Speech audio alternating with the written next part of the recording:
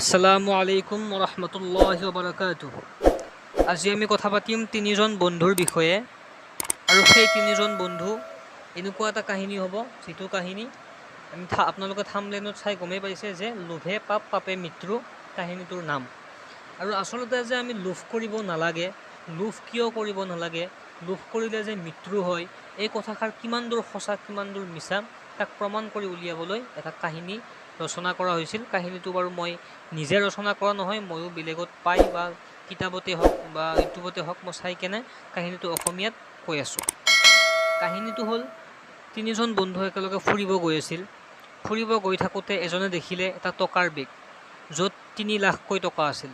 আৰু এজনে সেই টকাৰ বেগটো উঠিয়াই আনিলে, আনি কেনে সিহঁতে একেলগে বহি কিমান টকা আছে তাক গণিলে।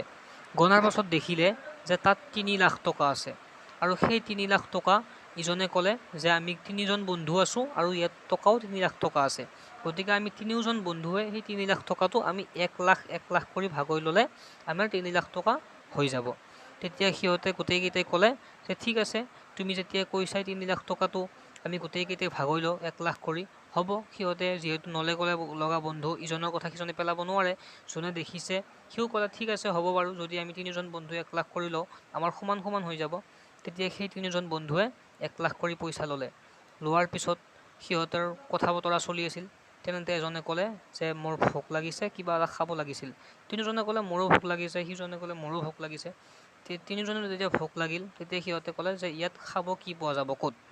তেতিয়া সিহঁতে আলোচনা কৰি গম পালে যে ওচৰত কোনো ধৰণৰ দোকান নাই, আন এখন গাঁৱৰ দোকানৰ পৰা খোৱাৰ কাৰণে বস্তু লৈ আহিব লাগিব।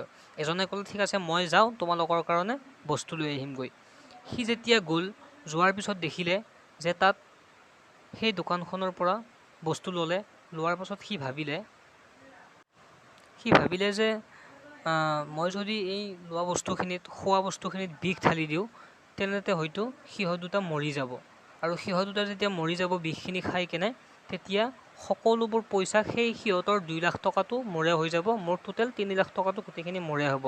যেতিয়া ই ভাবিলে তেনেকৈ, তেতিয়া সিহঁতে আকৌ মনে মনে ভাবি আছে যেতিয়া সি আহিব তাক আমি মাৰি পেলাম, আৰু তাক মাৰি পেলালে তাৰ যিটো 1 লাখ টকা আছে সেইটো আমি 50,000 কৰি ভাগৈ ল'লে আমাৰ তাত 1.5 লাখ টকা হ'ব। ইফালে সিও ভাবি আছে যদি মই বিষ খুৱাই কেনে সিহঁত দুটাক মাৰিব পাৰোঁ তেতিয়া সিহঁতৰ 2 লাখ টকাটো মৰে হ'ব। তাৰপিছত সি যেতিয়া আহি পালে, অহাৰ পিছত ইহঁতে জোং জাঠি লৈ বা যিহেৰে নহওক তাক মাৰি পেলালে। তাক মাৰি পেলোৱাৰ পিছত সিহঁতে ভাবিলে যে সি যিহেতু মৰিলে এতিয়া, গতিকে আমি তাৰ যিহেতু 2 লাখ টকা, 1 লাখ টকাটো তাৰ হাতত আছিল, সেইটো 50,000 কৰি ভাগৈ লওঁ।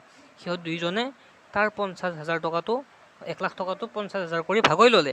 ভাগৈ লোৱাৰ পিছত ই যে বিষখনা বস্তু আনিছিল, সেই বিষখনা বস্তু ইহঁতে খালে। ইহঁতে খোৱাৰ লগে লগে ইহঁত দুজনো মৰি থাকিল।